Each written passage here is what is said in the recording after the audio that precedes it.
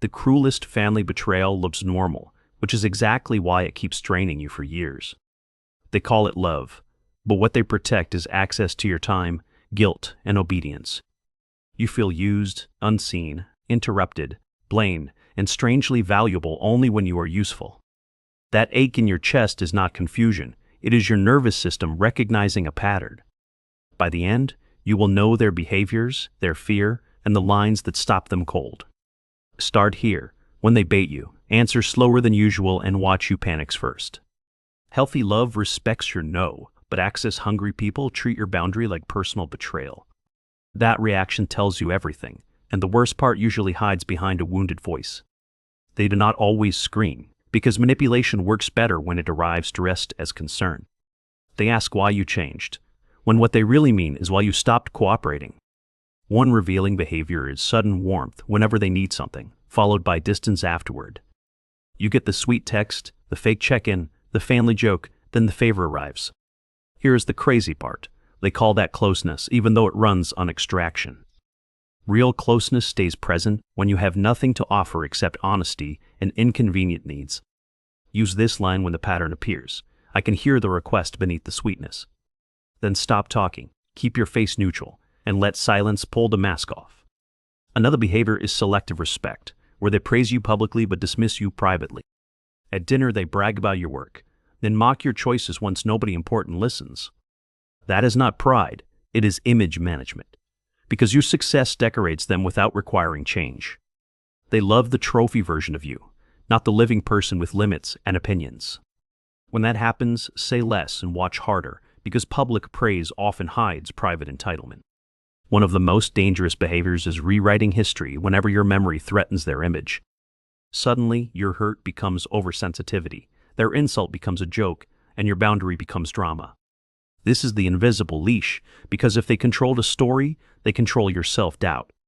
Most people miss the next move, which is making you explain obvious pain like courtroom evidence. Do not enter that trap, because manipulators win by exhausting your clarity, not proving innocence.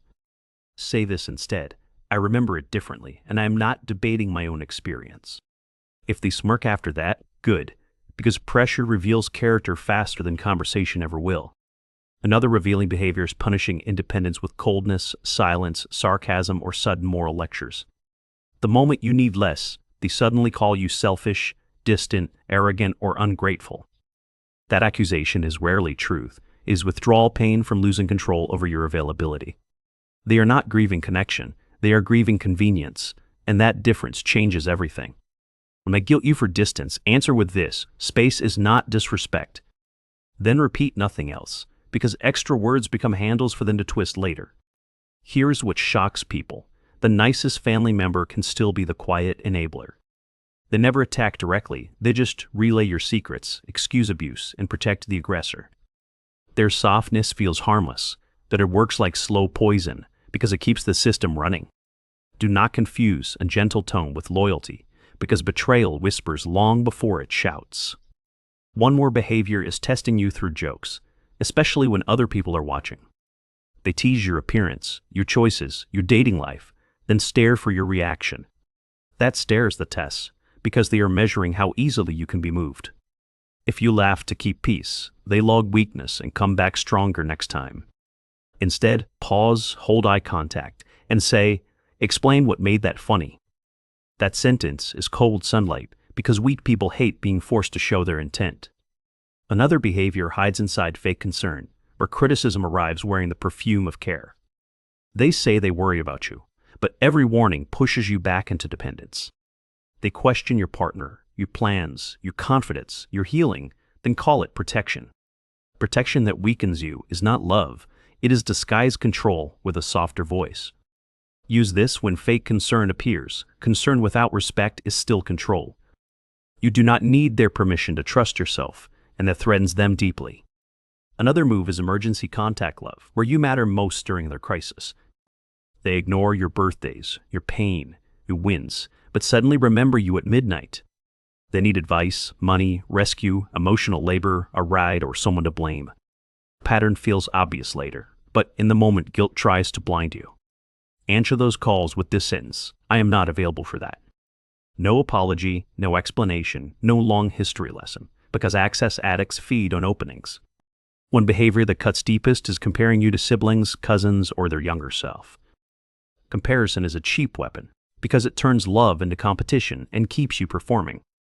The message underneath sounds simple: earn your place or lose your emotional oxygen.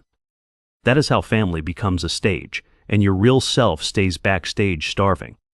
Say this when they compare you: I am not competing for basic respect. The room gets strange after that, and that silence is usually your first real freedom. Another behavior reveals itself when your success gets treated like a threat, not a celebration. They go quiet, change the subject, nitpick details, or remind you of old mistakes.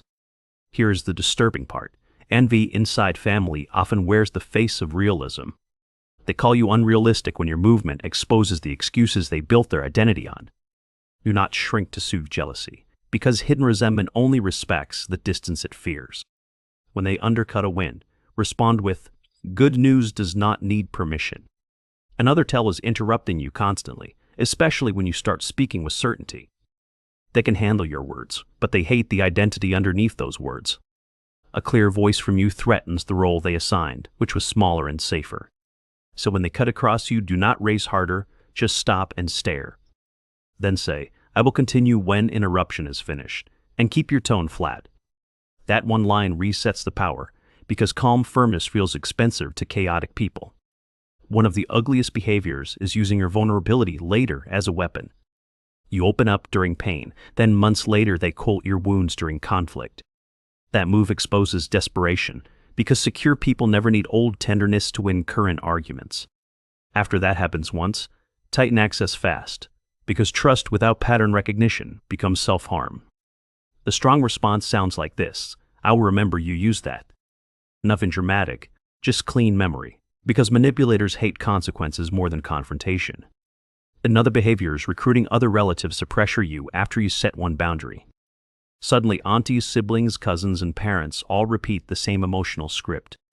That is not coincidence. It is a social ambush designed to make you fold. When the group pressure starts, refuse the courtroom and say, "This is not a committee issue." If they keep pushing, leave early, because distance is often the only language chaos respects. One more revealing behavior is demanding instant forgiveness while avoiding specific accountability. They want a reset button, not repair, because repair requires humility and changed behavior. They say family should move on, which usually means you should absorb the damage quietly. Forgiveness without evidence becomes permission, and manipulators know that better than most people. Use this line instead: "Closure needs truth first, and we're not there." Watch their texting pattern too, because respect often reveals itself through timing and tone. They leave you unread for days, then demand instant replies when their mood needs feeding. Delayed response from you becomes attitude, but delayed response from them becomes busyness. That double standard is not accidental. It is rank testing inside the family hierarchy. Answer with rhythm, not emotion, because your pace teaches people how available you are. Holiday gatherings reveal even more, especially when backhanded compliments land like polished knives. They compliment your weight, your job, your clothes, then slip poison under the wrapping. Do not defend or explain. Just smile slightly and say, "That sounded intentional." That sentence makes hidden hostility visible, and visible hostility loses much of its power. Another clue is invoiced kindness, where every favor returns later carrying unspoken debt. They helped once, so now they believe your loyalty, time, and silence belong to them. You break that spell by saying, "Help is not ownership," and then refusing the invoice. Here's the wild part: the strongest boundary often sounds disappointingly simple. No, it becomes powerful when your energy stops volunteering and your face stops explaining. Interesting works the same way, because it hears them without giving them ownership of you. You do not need a speech, you need exits, pauses, and shorter emotional leases. That is the part nobody tells you. Boundaries are less about words than access. Stop answering immediately, stop volunteering details, and stop trying to look innocent. In toxic systems, innocence is never rewarded, only usefulness, silence, and predictable compliance. The second you become less readable, their behavior gets louder, and that is useful data. Do not fear that escalation, because pressure exposes hidden contracts you never agreed to. Another painful sign is being remembered only through the role you once played. The fixer, the peacemaker, the achiever, the listener, the one who never leaves. When you step out of that role, they act like you abandoned the family. No, you abandoned a costume, and the panic comes from people who needed it. That is why distance creates respect later, because absence interrupts the emotional supply chain. They suddenly become polite when they realize access now costs more than before. Do not mistake that change for healing, because fear of losing supply can mimic respect. Real change stays consistent when you disagree, disappoint them, or stop rescuing everybody. If kindness disappears whenever compliance disappears, the relationship was always a transaction. That truth hurts first, then heals, because clarity cuts cleaner than false hope ever will. You were not hard to love, you were just trained around emotionally cheap people. People who value you do not need your exhaustion to feel close to you. They do not need you guilty, confused, over-explaining, apologizing, or constantly proving good intentions. They can handle your no, your silence, your success, and your changed standards. Anyone threatened by that was never protecting love, they were protecting privilege. So stop asking whether you are too much and start asking who benefits from small you. That question changes everything, because it moves the spotlight from your pain to their motive. And once you see motive clearly, guilt loses teeth and pressure loses theater. Here's the final twist. Your withdrawal does not destroy healthy love, it exposes hollow love. The exposure feels lonely at first, like walking out of smoke into cold air. But cold air is still cleaner, and your body knows the difference immediately. You do not owe unlimited access to people who confuse family with permanent entitlement. You owe yourself clean peace, strong memory, slower replies, and doors that actually close. Try one boundary this week and watch who suddenly stops sounding loving. Then tell me which behavior exposed them fastest, because naming patterns breaks their power. If you want sharper scripts for real people, subscribe and keep your guard trained. You were never difficult to love, only expensive to control once you finally woke up.